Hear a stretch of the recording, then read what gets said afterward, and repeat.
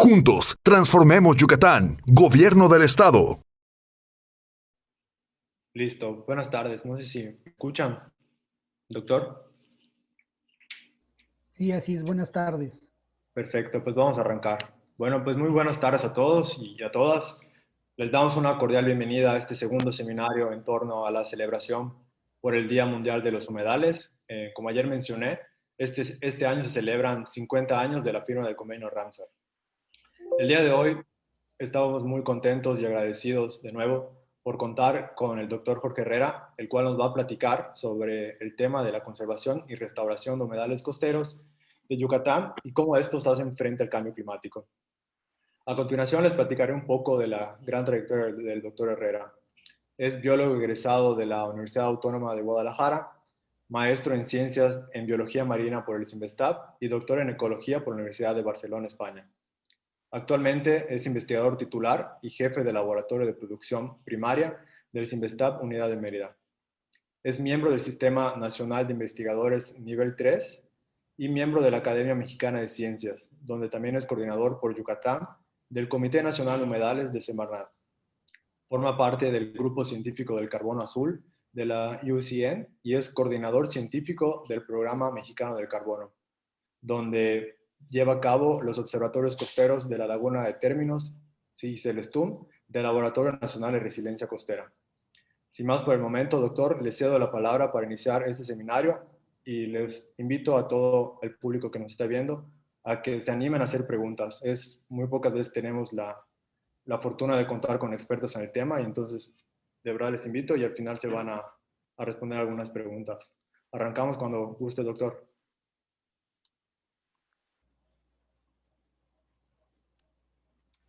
Y nada más, cuando veas mi pantalla, ¿me pueden avisar? Ya se ve. Muy bien. Bueno, pues antes que nada, buenas tardes a todas y todos. Gracias por esta oportunidad, por la invitación de la Secretaría de Desarrollo Sustentable del Gobierno de Yucatán, de darme la oportunidad de platicar con ustedes ahora de este tema que en particular es el que me apasiona, los humedales costeros de Yucatán y ahora en este problema global que es el cambio climático. Empezaré pues con este contenido, es el que quiero abordar, ¿no? Los humedales, el tema del boomerang, voy a llamar qué, problemas globales y locales de los manglares, un tema y un humedal que pocas veces se habla, de los pastos marinos, ¿no? Y oportunidades, retos y recomendaciones. Vamos a arrancar. Entonces, primero los humedales, ¿dónde están? Los humedales están por todos lados. Tenemos humedales interiores, humedales costeros, que es los que nos vamos a abordar ahora, en específico los de Yucatán, y humedales marinos. Estos humedales pues, son diversos, los humedales costeros son diversos, hay costeros en el ambiente templado, que es la figura de la izquierda, arriba, y los humedales tropicales, que son los de la derecha. Y mientras que también tenemos humedales de agua dulce. En Yucatán tenemos básicamente humedales de agua dulce y humedales costeros de manglar y pastos marinos. Si bien los humedales costeros ocupan un pequeño porcentaje a nivel mundial, son muy, muy importantes, principalmente porque aquí en una oportunidad que me dan para definir o para hablar de estos, pues primero que son, por ser humedales, dependen del agua, pero tienen una fuerte interacción con el sedimento y obviamente los organismos. Generalmente observamos o la vegetación o el agua, pero pocas veces ponemos atención en los sedimentos y hay una interacción muy fuerte entre estos tres componentes.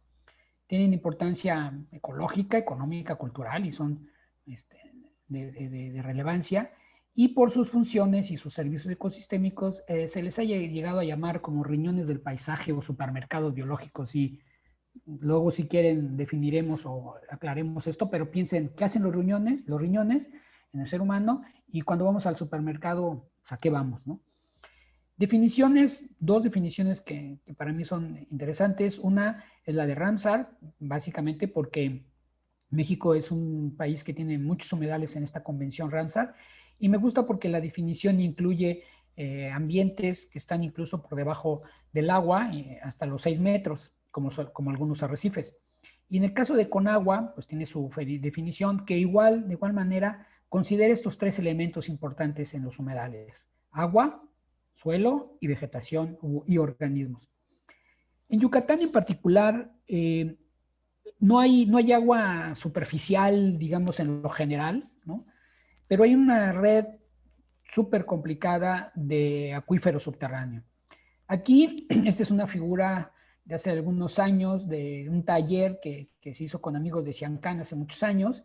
Luego hay una publicación por ahí que lo retomó, pero él básicamente trata de definir los flujos de agua subterránea, por dónde se van. Y como ven, es complicado, o sea, es complicado esos flujos, ¿no? Pero algo muy distintivo es el anillo de cenotes, y sabemos que en Celestún y en Silam descargan agua dulce. De hecho, los manantiales, ojos de agua marinos, pues que tenemos en Silam, son interesantes. Por otra parte, estos ecosistemas, por esa intrincada red subterránea, están conectados con lo que pasa en tierra adentro. Esta es una imagen que en 2005 la produjimos un poco, se produjo un poco así a mano alzada, pero sigue siendo actual, ¿no? Vean, esto pasó en una zona ahí en lo que se conoce como Palmar. Se rompió la isla de Barrera y salió agua del manglar. Están las lagunas costeras que también aportan agua, como Celestún o las bocas de Silam. Pues está el desarrollo costero, pero también están las actividades interiores que aportan nutrientes, hacen cambios de suelo, y eso tiene impactos en la zona costera y en humedales de la zona costera, en particular en los pastos marinos.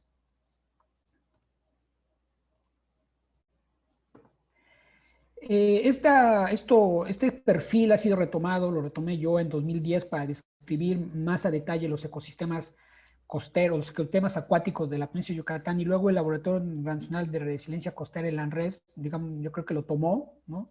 Aunque no está la referencia, pero yo creo que lo tomó de ahí porque pues es básicamente lo que está aquí representado, ¿no? Entonces un poco más estilizado. ¿Qué favorece esta heterogeneidad y esta trayectoria con una geomorfología plana relativamente, porque también tienen sus cambios topográficos?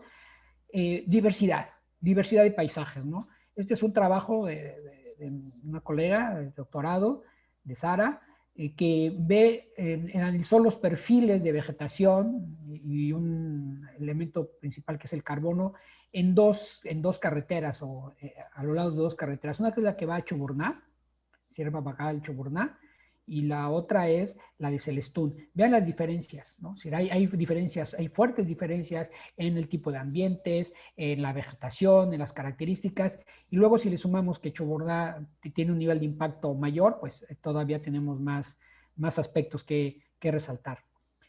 La extensión de los humedales en Yucatán, ¿no? Alrededor de 600, tal vez 700,000 hectáreas debe haber, pero considerando el litoral costero, esta franja verde. Y luego van a ver que aquí hay una gran cantidad de humedal, principalmente pasto marino, que ha sido muy poco estudiado. Pero también están los otros humedales que aquí define, que son humedales básicamente asociados con agua dulce, con estas ojos de agua, manantiales, cenotes, etcétera, entre ellos los petenes. México, pues ayer se anunció que la extensión de México ha aumentado 200 y tantas mil hectáreas, pasando de 775,000 a 900,000. Quintana Roo pasa de ser segundo lugar a primer lugar en extensión. Ahora la península de Yucatán tiene 60% de los manglares de México, ¿no? Y pues es muy interesante. Sin embargo, cuando me permití hacer una revisión del portal de Conavio, en rojo es lo que está como humedal, y en las flechas amarillas son sitios que son manglar, y ustedes, muchos de ustedes incluso los han visto cuando van en las carreteras. Son manglar, pero que no fueron reportados, no están considerados, porque desde hace muchos años atrás incluso de los primeros reportes, no fueron considerados.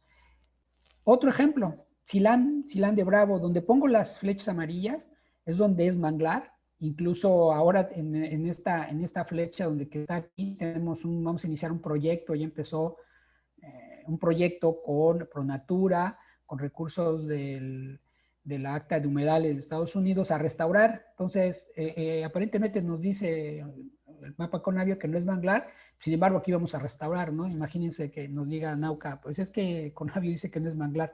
En fin, esta flecha aquí, donde también está un hueco, este es un sitio que está prácticamente restaurado, es manglar. En la flecha amarilla también este es manglar y así podemos ir sumando. Entonces, pues nuestra sugerencia es que se hagan mapas estatales.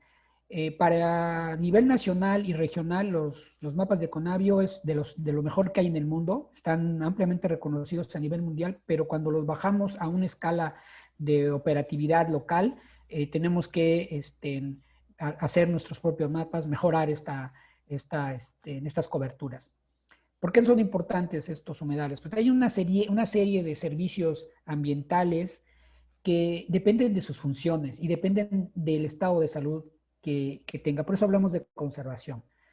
Hay que conservarlos para poder aprovechar esos servicios ambientales, que muchos de ellos ni siquiera pagamos, ¿no? Es la limpieza de la purificación del agua, en el ecoturismo, hay recursos forestales, hay unidades de manejo ambiental que han aprovechado algunas de las especies, regula el clima, ¿no? Regula el clima, hay protección costera, hábitat, criadero de peces, etcétera, etcétera, etcétera.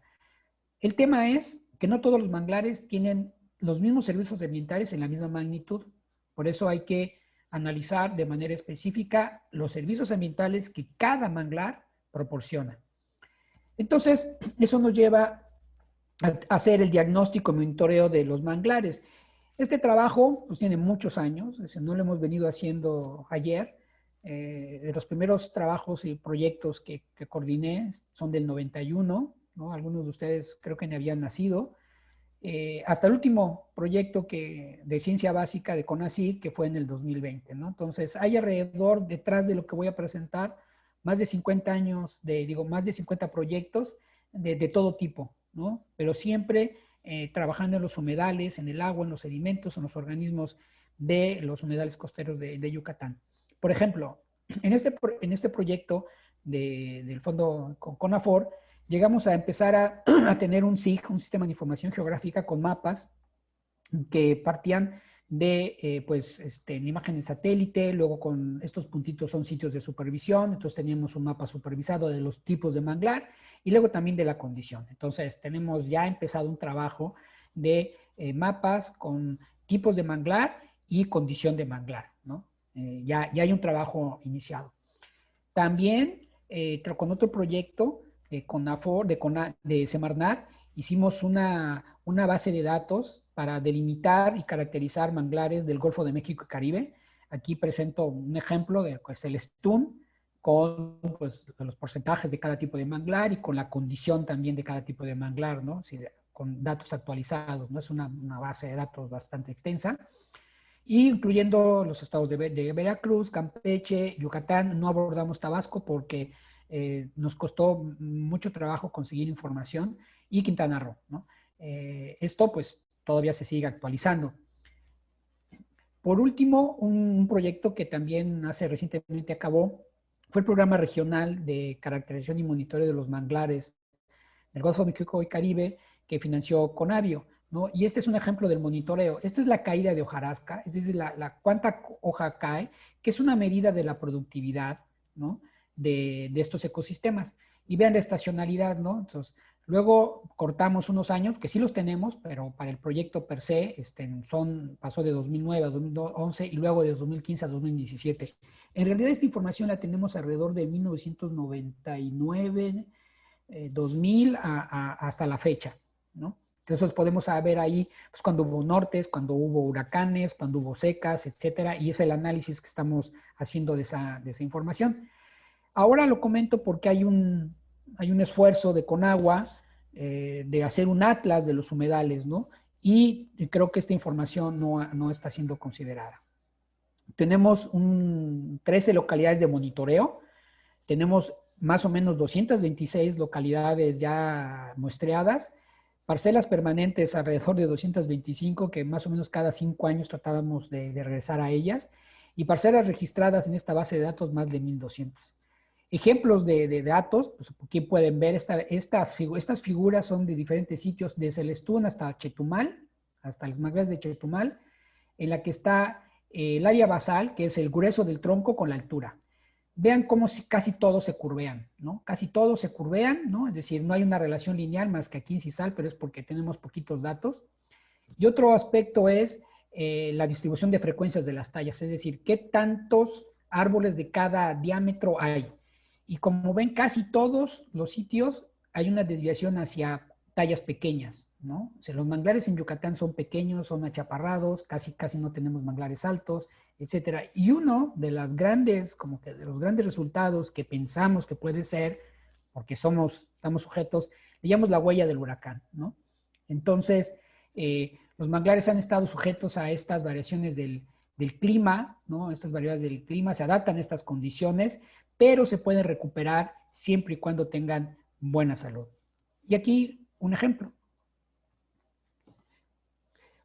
Algo de la región de Yucatán y que es un trabajo muy bonito y que habla también de las diferencias que hay, es un trabajo de Diana Cisneros. Ella es una doctorando del CICI, una colega con quien seguimos trabajando. Es un trabajo muy bonito y muy interesante, porque a pesar que es la misma especie, el trabajo que hizo es de la misma especie, que es de Rhizophora mangles, el mangle rojo. Vean las diferencias genéticas, es decir, hay diferencias genéticas entre los manglares de Quintana Roo con los de Yucatán, ¿sí? Entonces, eso es algo interesante porque la variabilidad genética tiene que ver con la probabilidad de adaptarse a los cambios.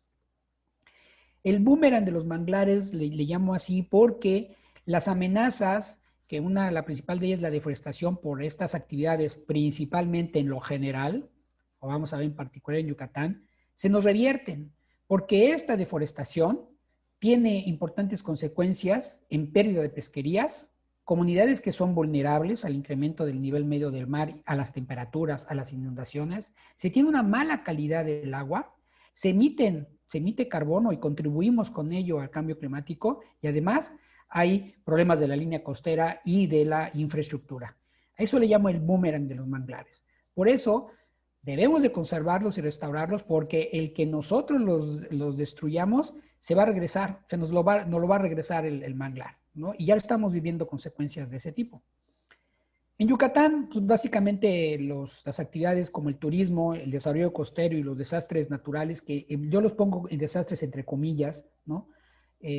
Son las principales causas de deterioro del manglar. Por ejemplo, esta es la región que va de Yucalpetén, esta es la dársena de Yucalpetén, hasta prácticamente Sisal, son 7.500 hectáreas, ¿sí? De manglar deteriorado.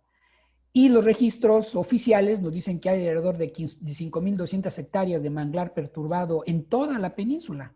Es decir, pues creo que hay unas fuertes diferencias entre lo que se puede ver.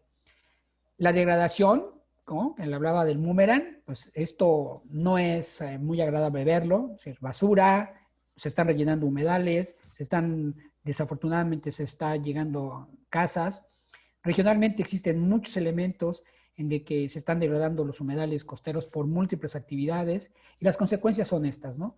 El que tengamos un manglar conservado tiene muchísimos más ventajas y beneficios que los manglares que están degradados. Esta es una imagen del Laboratorio Nacional de Resiliencia Costera, con quien colaboró también, y vean las fuertes diferencias. Y esto es lo que pasa en Progreso, podríamos decir, ¿no? Será así, Progreso, Suchuluc, algunas zonas de Sisal, etcétera, ¿no? Se están construyendo estos muellecitos que yo me quejo mucho, estos muellecitos particulares, ¿no? Esto no debería de permitirse. Primero que están fuera de la ley, ¿no? La ley de playas, no tienen manifestación de impacto ambiental, etcétera, etcétera. Entonces, pues nosotros mismos estamos provocando los problemas.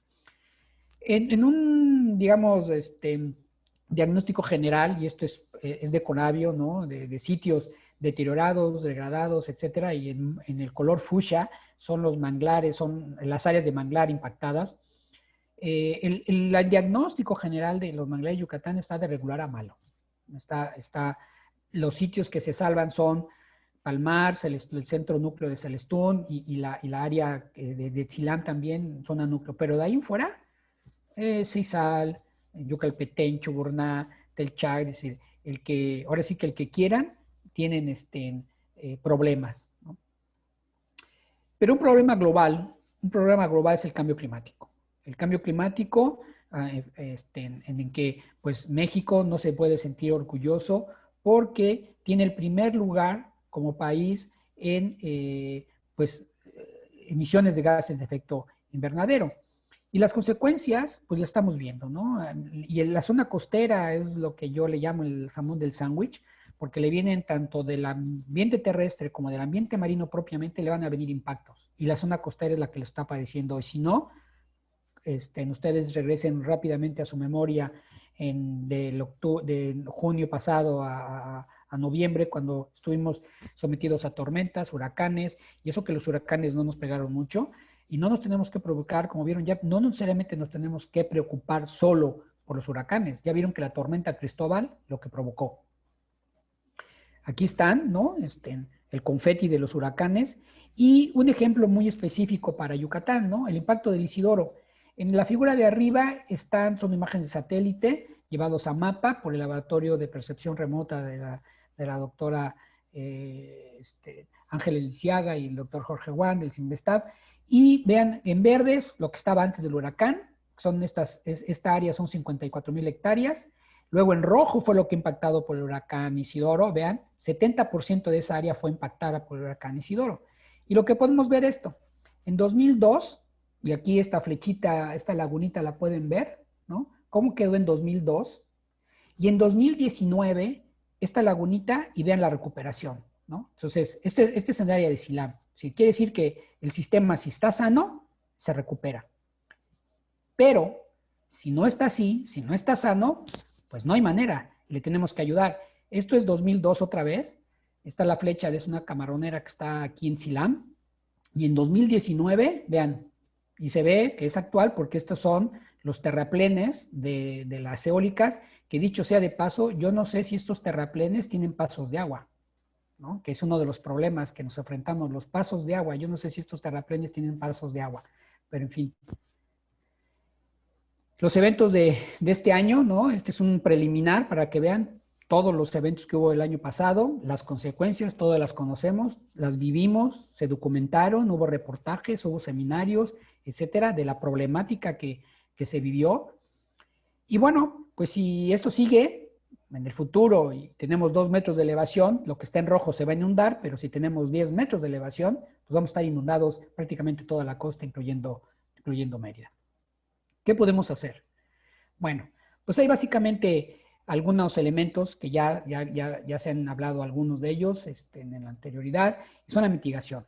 La mitigación básicamente son medidas para reducir los gases de efecto invernadero, para capturar carbono, para usar energías renovables y pues empezar con transportes más sostenibles y que tiren menos humo, ¿no? Menos gases. De adaptación, pues tenemos la restauración y la reforestación, que es lo que actualmente estamos llevando a cabo en algunos sitios, en cooperación con la doctora Claudia Tetri de la UNAM, el doctor Daniel Arceo y con otros colegas, y de lo que ahora se llama protección de infraestructura, pero a partir de soluciones basadas en naturaleza, no de soluciones duras como muelles, como barreras, como bardas, espolones, etcétera, no, sino soluciones basadas en naturaleza, y un poquito más adelante voy a platicar algunas de las que podemos implementar muy rápidamente. Por ejemplo, ¿no? Es muy diferente si tenemos manglares enfrente que no tengamos manglares enfrente. Y esto no es para que vean de dónde viene, es del Banco Mundial, ¿eh? Es una figura del Banco Mundial, donde reconoce que hay una gran pérdida económica por daños a la infraestructura, seguros, vidas, etcétera, actividades, con y sin manglares. Pero también hay ahora unas nuevas, no nuevas, pero digamos, de forma de llamarlo, que son las soluciones basadas en naturaleza, ¿no? Que es para reducir la vulnerabilidad de los socioecosistemas. Y este es otro ejemplo, ¿no? Esto, hagan de cuenta, este es Silam, ¿sí? Este es Silam, y esto es su bajo, que le llaman, pero reforestado con manglar, ¿sí? Y esto también es una figura del Global Manglar Alliance, es decir, tampoco es algo que no se pueda hacer, ¿no? Y aquí tenemos una gran ventaja porque el bajo ya está, no tenemos que llevar arena, el bajo ahí está. Ahora habría que pues fortalecerlo con pues un área de manglar, ¿no? Esa es una de las ideas que tenemos ahí. Otro aspecto es pues, estos problemas globales pues, que llevan, ¿no? Esto, pues los compromisos, ¿no?, que tiene México. México tiene compromisos de mitigación y adaptación, por ejemplo, reducir los gases de efecto invernadero. Y una alternativa es el carbono azul. El carbono azul es básicamente el carbono que está almacenado en manglares, pastos marinos y marismas. Y este carbono tiene importantes implicaciones que apoyan la mitigación, la adaptación y la reducción de la vulnerabilidad. Ya ha habido esfuerzos, ¿no?, en que hemos participado, existen reportes, existen artículos científicos, y lo que hemos aprendido es de que los almacenes de carbono en los manglares de México, hay más carbono almacenado en el suelo, y la región del Pacífico Sur, en promedio, sus manglares tienen una gran cantidad de carbono subterráneo. En el aéreo no hay muchas diferencias, pero la península de Yucatán, pues, es como tiene la mayor superficie de manglar, pues entonces es la zona donde mayor almacén de carbono tiene. Y de algunos sitios en los que hemos evaluado el almacén de carbono en conjunto, podemos decir que si estos ecosistemas se degradan, las emisiones representarían lo que 50 millones de personas emiten en un año. Los impactos ya los conocemos, estos son puros sitios en Yucatán: Santa Clara, Silán, Yumbalán, Progreso, Cozumel, Nichupté, Chukchulub. Y también ha habido esfuerzos de restauración, pero que desafortunadamente no han sido exitosos. Pero hay una estrategia que ya ha sido desarrollada en colaboración con muchas de estas organizaciones, estrategia que incluso está publicada y que tiene una serie de pasos, ¿no? Podemos luego platicar más al detalle del proceso, pero lo importante es que para que esta estrategia funcione tiene que haber arreglos institucionales. Es decir, no lo puede hacer primero, no lo puede hacer una institución o un grupo solo, sino que tiene que haber una interacción y sinergias de diferentes grupos y diferentes habilidades y características. Progreso. Lógica. Esta es la integración social, es muy importante. Aquí tenemos a las mujeres, ¿no?, a las chelemeras, que son, digamos, yo tengo un profundo respeto por estas mujeres porque ellas están, si nos regresamos aquí, están haciendo esto, es decir, palean, cargan costales, llevan arena, siembran, etcétera, etcétera, ¿no? Y la verdad, este trabajo es físicamente muy demandante y sin embargo, ahí están las chelemeras. Sin embargo, pues este trabajo de las chelemeras en la Ciénega de Progreso no se ha podido concluir porque pues la Secretaría de Comunicaciones y Transportes, con el cambio de gobierno, ya no siguió apoyando los 5 años que estaban en principio destinados al apoyo, nada más se complementaron 2 y pues se quedaron ellas pues, esperando ese apoyo que prácticamente era con el que estaban haciendo la restauración. El uso turístico, ahí está mi amigo Isaías, que ya es un guía muy calificado, en que por eso le llamamos a fortalecimiento de capacidades de manglares de Tzinitum. Y eso que ustedes ven a la izquierda es un viaje ecoturístico en canales que fueron los que provocaron la restauración. Y todo el manglar que ustedes ven allí alrededor de esta embarcación es manglar producto de la restauración. Y las mujeres, ¿no? Aquí otra vez, mi amiga Keila, es de las chelemeras, la coordinadora de este grupo, y pues como ejemplo de la restauración, o de resultados de la restauración, lo que podemos ver aquí es este efecto, esta pues, ganancia de manglar en Yucalpetén. Esta es la curva de Yucalpetén, si ustedes lo identifican, este es para Yucalpetén, para ir hacia Choburná. Aquí este cuadrito es este mismo. Como vean, aquí están los canales. Este manglar es este y es este, ¿sí? Entonces, sí, ha habido 9 años, pero este sitio era un sitio de tiro de dragados, ¿no? Este es el que está aledaño de él. Este es un sitio que estaba totalmente impactado, es decir, muy deteriorado, porque era un sitio de tiro de los dragados de la dársena de Yucalpetén. Y, pues, para que vean que, así como decimos, sí se puede, pues vean ustedes, ¿no?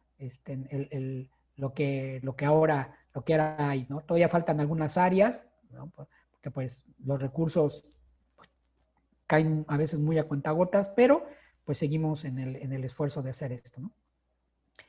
En el marco de esta adaptación basada en ecosistemas, pues está principalmente la iniciativa de recuperar los humedales, pero en función de servicios ambientales. Es decir, que sirvan no solamente para que sean bonitos, sino para que sean útiles a la comunidad y a la población. Y aquí, pues, mi reconocimiento al API Progreso, porque ellos han apoyado como una medida de compensación durante muchos años este proyecto. Hay muchos sitios con posibilidades de restauración. Ya vimos que hay muchas hectáreas, pero que hemos avanzado, ¿no? Las tendencias actuales es utilizar la ingeniería ecológica para reducir los tiempos de restauración. Es decir, en la literatura se habla que un ecosistema debe tener 20, 30 años, ¿no? Para que alcance ciertas características.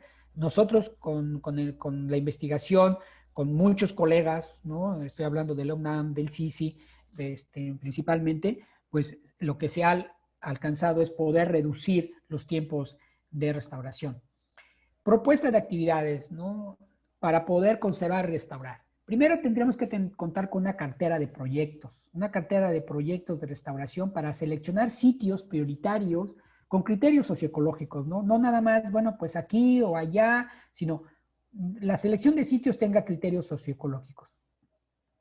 También que participar en las capacidades y fortalecimiento de las comunidades, ¿no? Es muy, muy importante la capacitación a todos niveles. Aquí está desde talleres que se han dado a los grupos en los puertos de Celestún, CISAL, Progreso, de las Chelemeras, CILAM, que próximamente vamos a estar por ahí, y pues dotarles de equipamiento, dotarles de un kit, comprar los insumos, y también la capacitación a otros niveles. Tenemos un curso de manglares, damos pláticas, etcétera, y a donde nos inviten. Hemos ido a CISAL, hemos ido a Chuburná, Chuchulup, etcétera.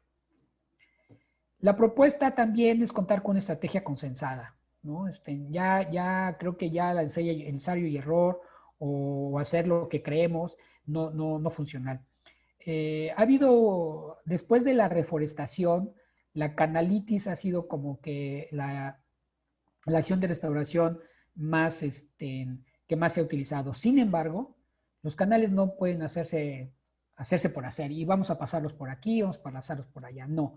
Cada sitio tiene, lo decimos, es un traje hecho a la medida. Son acciones específicas que el canal debe tener un ancho, debe tener una profundidad, debe de ir de un lado hacia otro, es decir, debe de tener una dirección de acuerdo a los flujos preferenciales. Y por lo tanto no puede hacerse nada más canales por hacer canales. Y los pastos marinos, ¿no? Los pastos marinos, pues los pastos marinos también, Yucatán es el principal región donde existen los pastos marinos, ¿sí? La principal especie en esta región es talasia, el pasto que llaman pasto tortuga. Y solamente para que vean, ¿no? Un acercamiento, otra vez Silam, ¿no? Yo tengo un aprecio particular por Silam. Vean, y vean esto, ¿sí? Vean esto. Esto son los bajos de Silam, estas lengüetas de arena. Nos acercamos más y todo esto son pastos marinos. Todo esto son pastos marinos. Nos acercamos más y vemos. Y estos son los bajos. Estos son los bajos que les comento de proteger, ¿no? Para poder reducir la vulnerabilidad de las poblaciones y de estos humedales. Y aquí es donde andan rellenando y andan tratando de vender estos terrenos, etcétera. Cuando aquí hay pasos de agua que se hicieron en la carretera cuando el huracán Isidoro para que desfogara el agua en esta zona, ¿no? Y otro zoom, vean, ¿no? Aquí se puede intervenir muy, muy fácilmente, ¿no? Porque ya está la arena, ahora hay que hacer que se mantenga esta arena ahí. Y los pastos marinos tienen mucho que ver con el reclutamiento de especies de importancia comercial y con la erosión, ¿no? ¿Qué servicios tienen los pastos marinos? Principales esos dos, son guarderías de pesquerías y son fuente de arena para las playas. Esta es algunas de las especies presentes en México. Esta es la principal, talasia. Luego sigue esta especie, alodule y siringodium. También tenemos algunos datos, muy poquitos, es muchísimo menos el trabajo que hay en pastos marinos, pero aquí ya tenemos algunos datos. Y la península de Yucatán, como ven, es donde más almacén de carbono hay, obviamente también en el sedimento. Y en términos de comparativos, como ven, la península de Yucatán tiene el 97% del carbono de los pastos marinos en México, y pues México tiene ahí el promedio, en el promedio de los pastos marinos. Muy probablemente porque no tenemos más datos.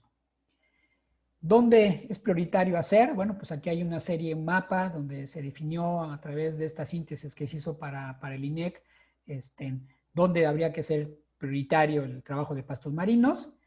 Y hay un trabajo muy bonito de mi colega Juan Mendoza, en su tesis de maestría, donde pues trabajó en esta zona en Silam, esto es Silam, en donde están los manantiales. Hubo una marea roja en 2011 y la idea fue, bueno, que se recuperan los pastos marinos después de estos eventos, porque prácticamente los desapareció, incluso hasta hubo playa en algún momento en Silam.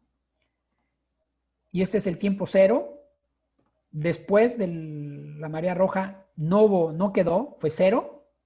Y después, 5 años después, esta es la cobertura de los pastos marinos. Es decir, se incrementó la cobertura aérea, el carbono aéreo también se está recuperando, el que se perdió y no se ha recuperado es el carbono subterráneo. Y otra colega, Betsabe, que hizo su doctorado en el CIMBESTAT con la doctora Lisiaga, tiene este mapa muy interesante de dónde están los pastos marinos. Y como les digo, son muy importantes porque son las guarderías de las pesquerías y las reservas de arena para mitigar la erosión de playas. Entonces, los pastos marinos tenemos que también protegerlos. Y se reconoció tan así que el año pasado, tengo entendido, el 2019, en 2019-2020, se aprobó para que estuvieran dentro de la norma en la misma categoría que están los manglares, es decir, de protección. Por eso el poner los muelles o cualquier evento o infraestructura que vaya en deterioro, pues estamos teniendo el mismo impacto en términos de normatividad que si fuera manglares. ¿Qué aspectos, digamos, podemos retomar de esto, no? Primero, la península de Yucatán tiene la mayor extensión de manglares y pastos marinos de México, ¿sí? Entonces, ya tenemos ahí un reto. Oportunidades muchas, porque pues todos estos objetivos de desarrollo sustentable están asociados a estos ecosistemas. Como oportunidades, podemos decir, primero investigación, ¿no? En todos los componentes del ecosistema, lo que se les ocurra, se puede hacer investigación. Hay una cartera abierta de temas de investigación. También hay una oportunidad para adaptación basada en ecosistemas y soluciones basadas en naturaleza, y que haya resiliencia para el cambio climático, para poder hacer frente a este problema global. También tenemos oportunidades de hacer uno sustentable, incluso de negocio para las comunidades, por los servicios ecosistemas que ofrece, ¿no? Siempre y cuando la clave es mantener su salud. Retos. Primero, hay que generar esta información, ¿no? Conocimiento, datos, a la mayor velocidad posible, porque nos están comiendo los megaproyectos. Y pues es la mejor manera de hacer un manejo adecuado de los ecosistemas. Hay que crear sinergias entre las instituciones y organizaciones, ¿no? Todas las organizaciones, grupos, etcétera, debemos de crear una sinergia antes, ¿no?, que los megaproyectos se acaben a los humedales, ¿no? Ya conocemos varios megaproyectos y ya están ahí las eólicas, y vuelvo a insistir, yo no sé si los terraplenes de las eólicas tienen pasos de agua. En los años 90 se hizo un gran esfuerzo por abrir pasos de agua en las carreteras. Esos pasos de agua necesitan ser mantenidos para conservar ese flujo de agua, y pues donde no hay pasos de agua, como en los terraplenes de esas eólicas, pues que se hagan pasos de agua. Hay que crear y fortalecer las capacidades de las comunidades locales para que se apropien del ecosistema. El ejemplo de El Corchito y el ejemplo de Manglares de Sinitún debe de replicarse a lo largo de la costa, ¿sí? Son comunidades preparadas, con proyecto, con beneficios económicos, conservan, protegen el ecosistema. Ese es el tipo de comunidades que necesitamos. Las recomendaciones finales. Pues hay que integrar los servicios ecosistémicos al uso múltiple que queremos hacer, ¿no? Implementar programas exitosos de restauración, siempre pensando en recuperar servicios ambientales o ecosistémicos. Hay que hacer participar a la iniciativa privada, ¿no? La iniciativa privada tiene unos impactos impresionantes en Yucatán. Estamos hablando desde las porcícolas, las eólicas, el ganado, la agricultura. ¿Tienen beneficios económicos? Sí. ¿Hay es polo de desarrollo? Sí, pero eso no debe de ser a costa del medio ambiente, a costa de impactar el medio ambiente. ¿Por qué? Porque la calidad del agua no es tema de esta conversación, pero en parte sí. ¿Por qué? Porque el agua, recuerden, es lo que mueve a los humedales. Entonces, si deterioramos la calidad del agua, si no la protegemos, también vamos a tener problemas. Y bueno, pues programas de educación, capacitación, monitoreo, de extensión. En muchas partes del mundo ya se llama de adopte un humedal, ¿no? Y pues el trabajo de grupo en un win-win, en un gana-gana. Es decir, hay muchas cosas que hacer y no hay necesidad pues, ni traslaparnos ni de cooperar, ¿no? Es decir, cooperando todos salimos ganando.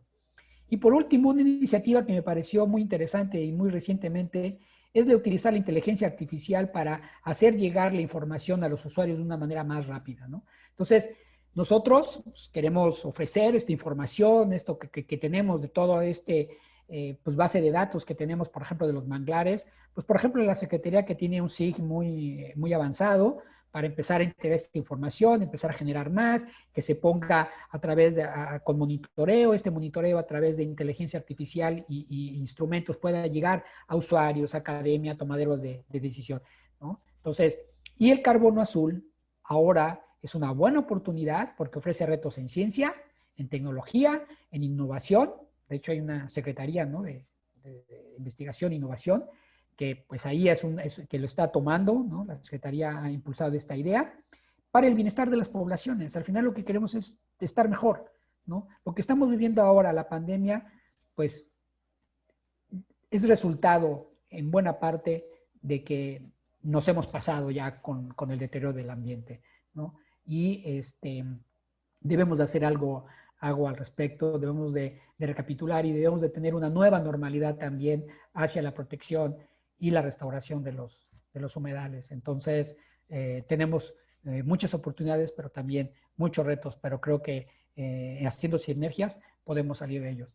Y yo quiero agradecer a este grupo, y hay gente que está, hay gente que ya no está, hay gente que se ha sumado, etcétera, etcétera, y a estas instituciones, ¿no? Y de seguro hay alguna que no ha sido de grupo, es un trabajo de hacer sinergias, es un trabajo de colaboración. Y les dejo también mi correo y el Face del laboratorio, que si bien yo por mi edad ya no lo manejo, pero pues mis estudiantes y amigos más con menor edad, pues están haciéndolo, están moviéndolo y ahí suben muchas cosas interesantes de los humedales de Yucatán. Así que pues quedo a sus órdenes. Muchas gracias. Muchas gracias a usted, doctor, por tan valiosa información y el tiempo que dedicó para darnos este seminario. Pues a continuación vamos a pasar a la parte de preguntas y respuestas y tenemos bastantes preguntas. Le voy a decir algunas por cuestiones de tiempo. Y empezamos, doctor. Por aquí preguntan, ¿cuáles son las razones por la cual los esfuerzos de recuperación en manglar no han sido exitosos?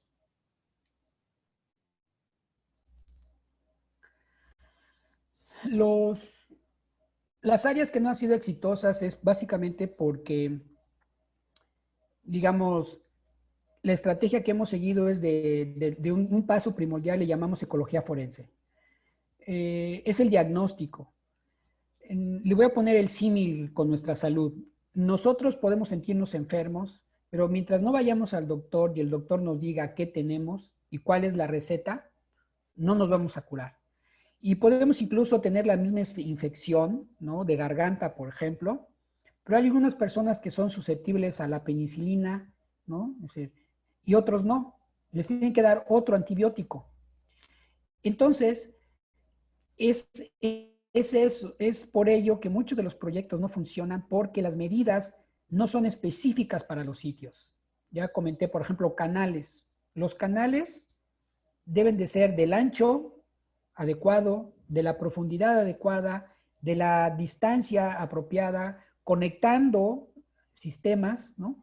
Y eso solamente se logra haciendo un análisis y un diagnóstico previo, ¿no? Y gracias a ese diagnóstico, el 100% de los proyectos de restauración que hemos iniciado en 13 sitios alrededor de la península de Yucatán son 100% exitosos en términos de que en todo sea recuperación de funciones y por lo tanto de servicios ecosistémicos. Muchas gracias. La siguiente pregunta es, ¿a qué se refiere bosque de macroalgas? Bueno, las macroalgas es un otro productor primario. En Yucatán hay también un área de macroalgas en la vegetación sumergida, se llama vegetación acuática sumergida, es pastos marinos y macroalgas, ¿no? Y se le llama bosque de macroalgas, por ejemplo, hay el sargazo, en el bosque de sargazo, que está en el Atlántico, pues es porque son macroalgas que están creciendo en algunas longitudes, ¿no? Unas alturas muy grandes, entonces se le llaman bosques de macroalgas, porque están en una cubierta bastante amplia en el sedimento, ¿no? En el fondo. En caso de Tzilán, pues como que les digo, hay pastos marinos y macroalgas, ¿no? Y la diversidad de macroalgas también es bastante alta en Yucatán. Perfecto, continuando con las preguntas, por aquí preguntan, ¿existen acciones para recuperar los recursos que este gobierno le ha retirado a la protección e investigación a los humedales? Muchas veces me hacen esa pregunta de qué pienso de las instituciones. Las instituciones asociadas al medio ambiente, les tengo mucho respeto porque hacen mucho con lo poco que tienen. Yo a quien haría llamado es Hacienda. La Hacienda es quien distribuye los recursos. Y por otra parte, a los que toman la decisión de esos recursos, que son diputados, senadores, de nuestros cabildos y de federal. Ahora que vienen las elecciones, pues es un momento muy oportuno para que aquellos que se quieran, como decimos, lanzar, pues también tomen en cuenta que el boomerang que hablo, si no conservamos estos ecosistemas, si no los restauramos, nos va a revertir y no va a ser por culpa de las autoridades ambientales, va a ser responsabilidad de quienes no dieron los recursos. Y sumado a esto, vuelvo a insistir, cada vez que me dan oportunidad de hablar, lo insisto, la iniciativa privada tiene que contribuir, la iniciativa privada se ve beneficiada de esos recursos naturales, tiene que contribuir a su protección y restauración. Entonces es un llamado a la iniciativa privada. Hay mucha gente con mucho dinero, ¿no? Y en vez de que hagan sus muelles, pues mejor paguen una restauración, 1 hectárea de restauración, 2 hectáreas de restauración, ¿no? En vez de que hagan sus escolleras, en vez de que hagan sus, pues que paguen una restauración de duna, ¿no? 1 hectárea de restauración de duna. Entonces la iniciativa privada debe de tomar un papel también importante en esta conservación y en esta restauración. Perfecto, por cuestiones de tiempo vamos a responder unas preguntas más. Por aquí preguntan, en relación al carbón azul, ¿se tienen datos de almacén de carbón en el estado de Yucatán? Sí, sí se tienen. Hay 2 sitios que hemos trabajado muy fuertemente. Uno es el Estún y el otro es el Ejido de San Crisanto. En los 2 sitios tenemos los almacenes de carbono. También estamos trabajando con la doctora Claudia Teuti en la captura de carbono de manglares restaurados.